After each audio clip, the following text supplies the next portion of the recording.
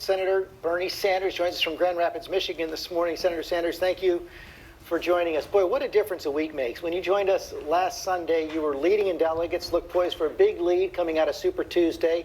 Pete Buttigieg, Amy Klobuchar, Elizabeth Warren, Michael Bloomberg, all still in the race. How surprised were you by Super Tuesday, and how do you explain it? Well, one of the things that I was kind of not surprised by is the power of the establishment to force Amy Klobuchar, who had worked so hard, Pete Buttigieg, who, really worked extremely hard as well, out of the race.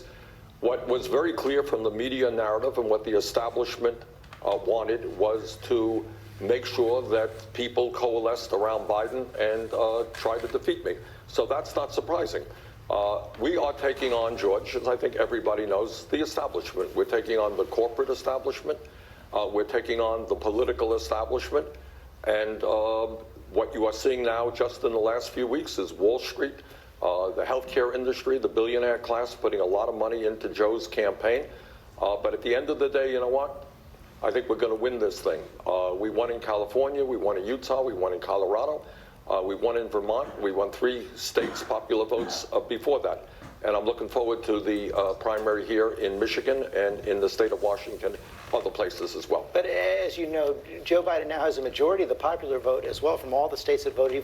He won 10 states on Tuesday. It wasn't just the establishment, it was the voters as well. And now he's got a new endorsement just this morning. Here was Kamala Harris.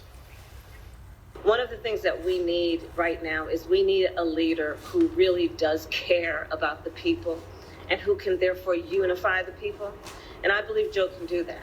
He is a public servant who has always worked for the best of who we are as a nation, and we need that right now. There is so much at stake in this election, guys. She is now the 9th former candidate to endorse Joe Biden, so it goes beyond the establishment. And as she made the point there that it's Joe Biden who is unifying the Democratic Party. Yeah, well, let me just say this. Later on today, we're going to have the support, I believe, here in Grand Rapids of Jesse Jackson. And as I think you well know, you know Jesse. Jesse has been one of the great civil rights leaders in the modern history of this country. He changed American politics with the concept of the Rainbow Coalition, bringing blacks and whites and Latinos together in '84.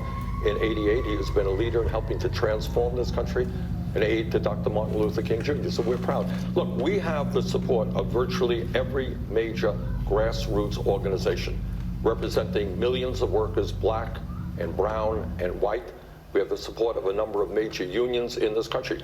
This is no secret, George. You know politics. We're not going to get the support of most elected leaders, not most governors, not most senators. But we are winning the support of grassroots America because we have an agenda that speaks to working people. Our agenda says that health care is a human right. Our agenda is very different, and our record is very different than Joe Biden's.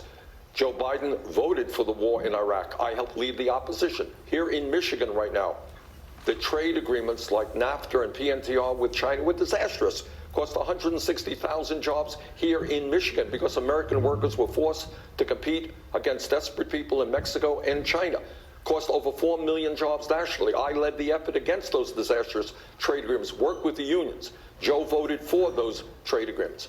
Joe has been in the past on the floor of the Senate talking about the need to cut Social Security, Medicare, Veterans Program as part of a so-called balanced budget effort. I strongly oppose that. I believe we have to expand Social Security. Joe is now getting his funding from at least 60 billionaires, not to mention a super PAC. We get our funding from the grassroots and working families, averaging $18.50. People understand the difference. We are in a crisis in America, not only in the need to defeat Donald Trump, the most dangerous president in modern American history, but to take on the greed and corruption of the corporate elite. That is what our campaign is about. It's very different than Joe's. You outspent him on Super Tuesday, but let me pick up on one of the points you were making. You talked about Social Security. As you know, Vice President Biden has also said he wants to expand Social Security benefits, and the president has actually picked up on your attacks. Here was a tweet he sent out this week. He said, "I will protect your Social Security and Medicare just as I have for the past 3 years. Sleepy Joe Biden will destroy both in very short order, and he won't even know he's doing it." As I said, Vice President Biden said he's going to expand Social Security benefits. You don't take him at his word? Okay. No, I do. Look, no, Joe is a friend of mine. And by the way, I have said that if Joe wins, I'll be there for him to defeat Trump He has said he'll be there for me to defeat Trump. We're agreed on that. But I think in the course of a political career, members of the Senate, members of the House have to cast difficult votes. I cast a vote against the so-called Defense of Marriage Act, which was a homophobic act brought by the right wing. Back then, it was not an easy vote. Joe voted for it. I voted consistently against the Hyde Amendment, which denies women in this country the ability to control their own bodies in terms of abortion.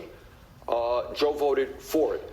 So what I'm saying here is that people want somebody who has a history of standing up and making the tough decisions in tough times. The war in Iraq, it was not so easy. I know you brought up the war in Iraq. Do you really believe there's any difference between you and Joe Biden right now on gay rights or abortion rights going forward? Yeah, I think I have. Well, look, I mean, if you judge somebody by their records, I have been there. I have a 100% pro-choice voting record. I was there when the going was tough. Joe was not. In terms of gay rights, in terms of, you know, as I mentioned, the so-called Defense of Marriage Act, it was not an easy vote, as you will recall.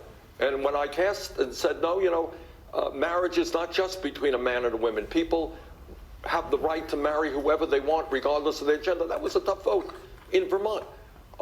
In terms of whether or not gays have the right, had the right to be in the military.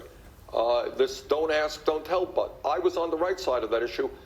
Joe was not. So all that I'm saying here, and I like Joe, I really do, is that people have a right to know who is going to be there when the going gets tough. Voting against the Wall Street bailout. You know, I voted against that. Joe voted for it. There are real differences. It was also backed by President Obama, Nancy Pelosi, Ted Kennedy, your own senior senator from Vermont, Pat Leahy. That's right. That's right. They're all wrong? That's right. But it was, yeah, of course, what I said then, and I say now, you don't give trillions of dollars in zero-interest loans to Wall Street and large corporations all over this country. If you wanted to bail out Wall Street, the way you do it is ask the wealthiest people in this country who helped cause the crisis to start paying their taxes so that we could do what had to be done. And right now, the bailout of Wall Street, we bailed out Wall Street, and yet you got half of the people in this country living paycheck to paycheck. More recently, Trump is giving tax breaks to billionaires. You got 500,000 people sleeping out on the street. What our campaign is about is getting our priorities right and really finally having a government that represents working people and not just the billionaire class. Let's look ahead to next Tuesday. We heard from Nate Silver at 538. He crunched the numbers and showed you have almost no chance of getting a plurality of delegates without a win in Michigan. Do you agree that Michigan is make or break for you?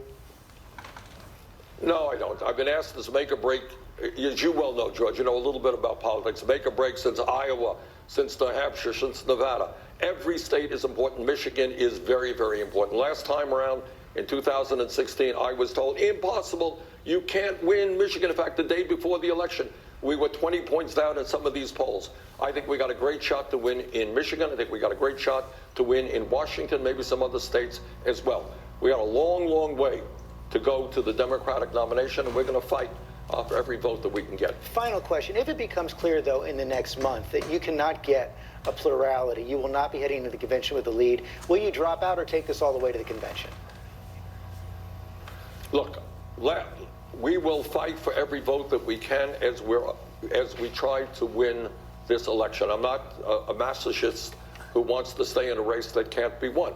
But right now, that's a little bit premature. Let's not determine what will happen on Tuesday or what will happen in the future. I think we got a great chance to win in Michigan, Washington, New York State, some of the major states that are coming up. And I think the people in those states have a right to cast a vote for the candidate that they want to see become president of the United States. Senator Sanders, thanks for your time this morning. Of course, we're all going to be watching on Tuesday. Thanks very much. Thank you, Joe.